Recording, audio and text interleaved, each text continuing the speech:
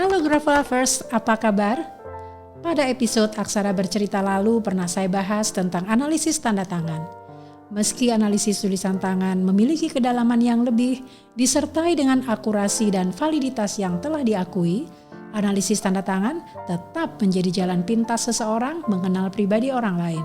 Episode kali ini terasa lebih spesial karena saya akan membahas mengenai tanda tangan tokoh penting Indonesia, yaitu mereka yang pada zamannya pernah menjabat dan sedang menjabat sebagai Wakil Presiden Republik Indonesia.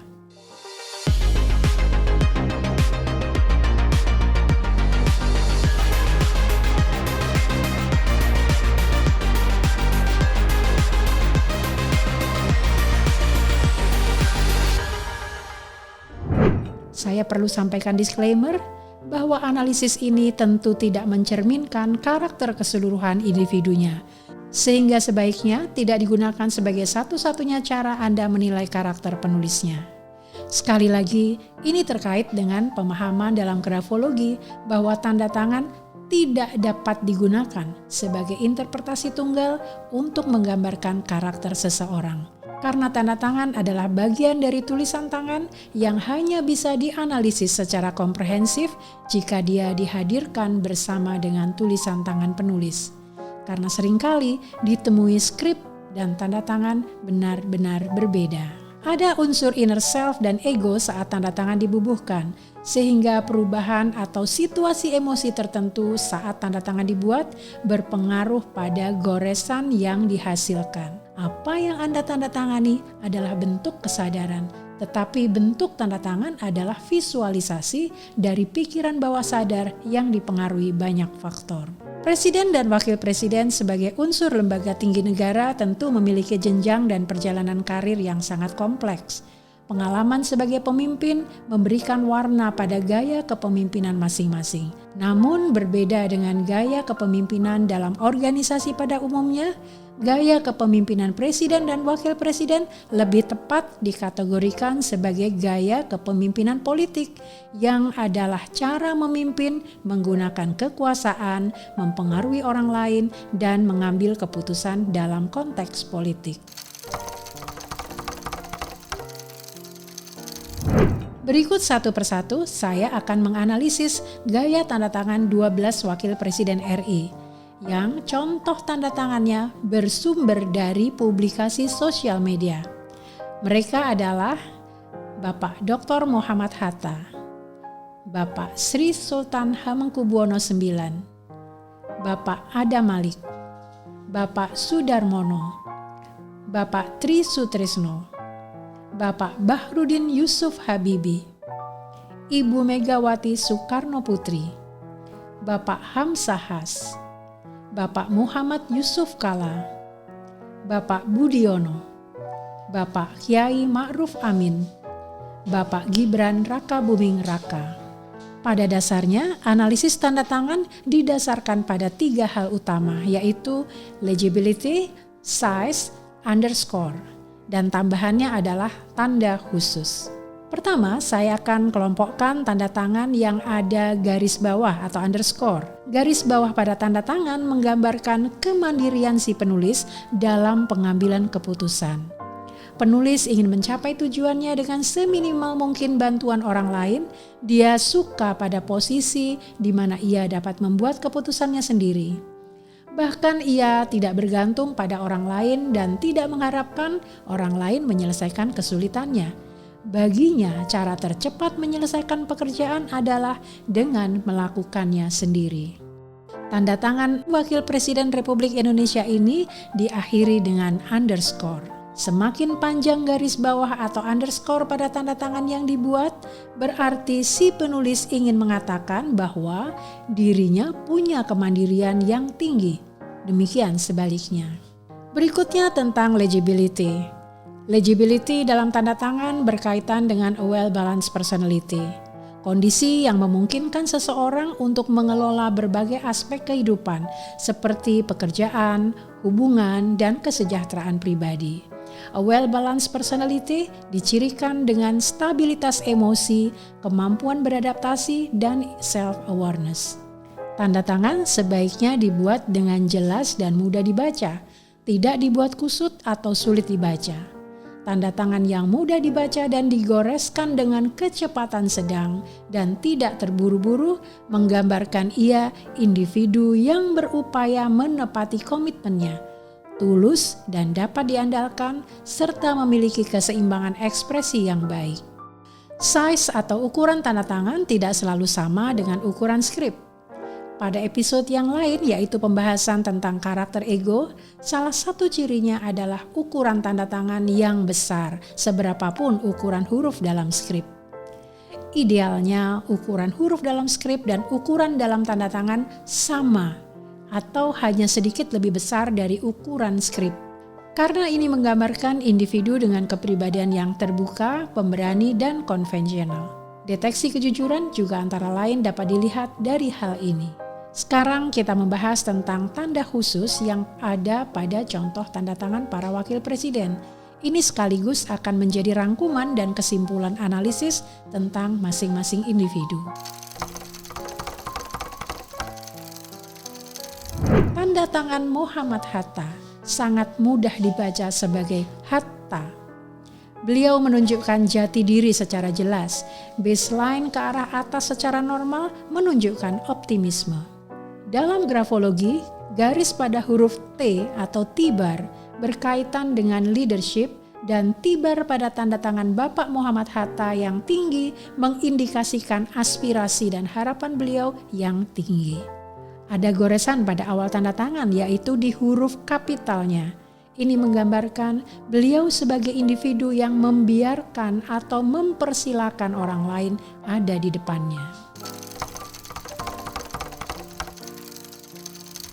Sultan Hamengkubuwono ke-9 adalah wakil presiden pertama di era kepemimpinan Presiden Soeharto. Beliau adalah juga Raja Kasultanan Yogyakarta dengan nama lengkap Sri Sultan Hamengkubuwono Senopati ing Ngalogo Abdurrahman Sayyidin Panotogomo Kaping Songo. Jika kita melihat tanda tangan Sri Sultan Hamengkubuwono IX yang ada pada contoh ini, nampaknya beliau menggunakan simbol yang terbaca HB. Tanda tangannya panjang, tetapi tidak ada nama panjang dan jelas yang beliau tuliskan. Namun dengan sangat tegas memberikan underscore sepanjang tanda tangannya dengan hook kiri dan kanan menutup ke atas, arah ke dalam, yang ini menggambarkan kemandirian dalam pengambilan keputusan dengan batasan yang proporsional. Seorang wartawan, diplomat yang juga pernah menjabat sebagai Menteri Luar Negeri, Bapak Adam Malik adalah Wakil Presiden RI ketiga.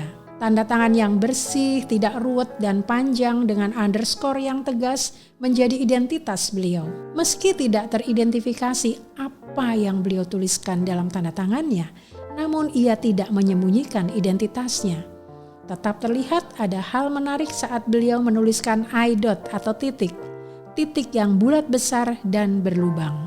Dalam grafologi, ini menggambarkan keistimewaan dalam arti penulis memiliki kecenderungan untuk melakukan hal-hal tertentu yang berbeda, misalnya dalam hal penampilan, pakaian, perilaku, atau metode kerja. Underscore yang panjang dan tegas juga menunjukkan kemandirian dalam pengambilan keputusan. Setelah Bapak Adam Malik, Wakil Presiden yang mendampingi Presiden Soeharto berikutnya adalah Bapak Umar Wirahadikusuma. Namun sayang kami tidak menemukan sumber untuk memperoleh contoh tanda tangan beliau, maka saya lanjutkan pembahasan untuk Wakil Presiden Sudarmono. Dua loop besar pada upper zone sangat mudah dilihat secara kasat mata, diikuti dengan huruf yang sangat kecil dibandingkan dua upper zone tersebut. Meski Wapres Sudarmono tidak menuliskan dengan jelas nama dan tanda tangan, namun upper zone loop itu menggambarkan imajinasi abstrak yang menonjol pada diri beliau. Underscore yang tegas mengarah ke atas menunjukkan antusiasme dan kemandirian dalam pengambilan keputusan. Wakil Presiden RI ke-6 adalah Bapak Tri Sutrisno. Tanda tangan beliau cukup unik karena memasukkan angka sebagai tanda atau simbol khusus.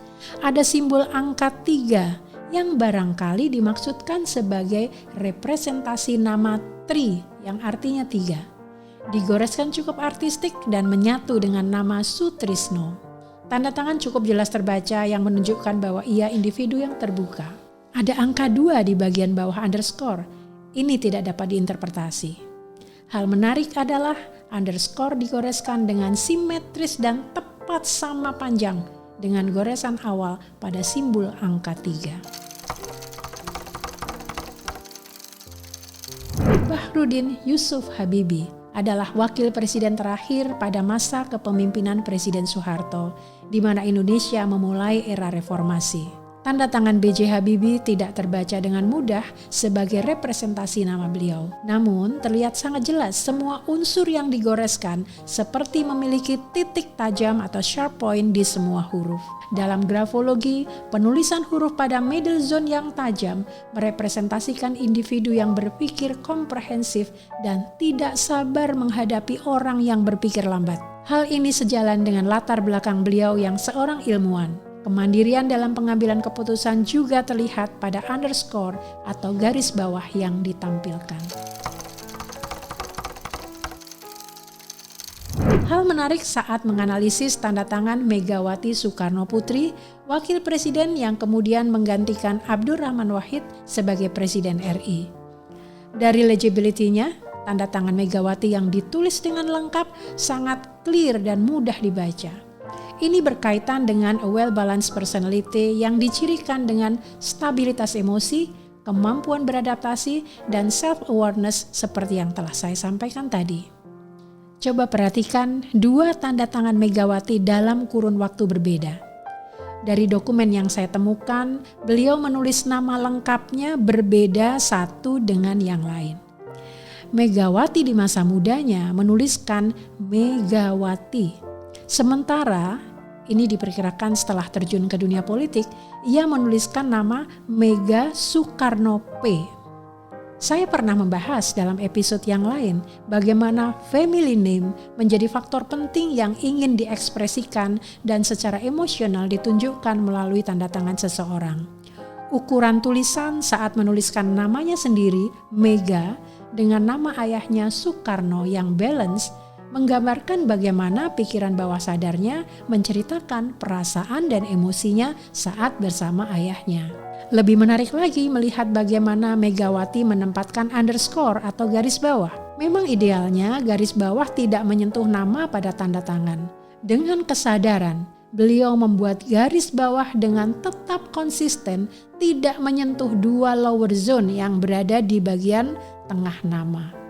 Megawati benar-benar bisa dengan tegas hanya menggaris persis di bawah kata Soekarno. Ini menunjukkan kemandirian dalam pengambilan keputusan didasari pada respect atau hormatnya kepada Soekarno yang adalah ayah beliau. Terakhir yang bisa kita lihat dari tanda tangan Megawati adalah dot at the end atau titik di akhir tanda tangan. Ini menggambarkan emosi individu yang tidak mudah percaya pada orang lain. Butuh waktu baginya untuk menaruh kepercayaan pada orang lain. Hamzahas adalah wakil presiden pada era Megawati duduk sebagai Presiden RI. Nama beliau dalam tanda tangan hanya terbaca dari simbol H sebagai representasi nama Hamzah atau Has. Digoreskan dengan upper loop H dengan ukuran yang sangat besar. Upper loop sendiri merepresentasikan kreativitas dan imajinasi abstrak, dan underscore yang digoreskan menggambarkan kemandirian dalam pengambilan keputusan.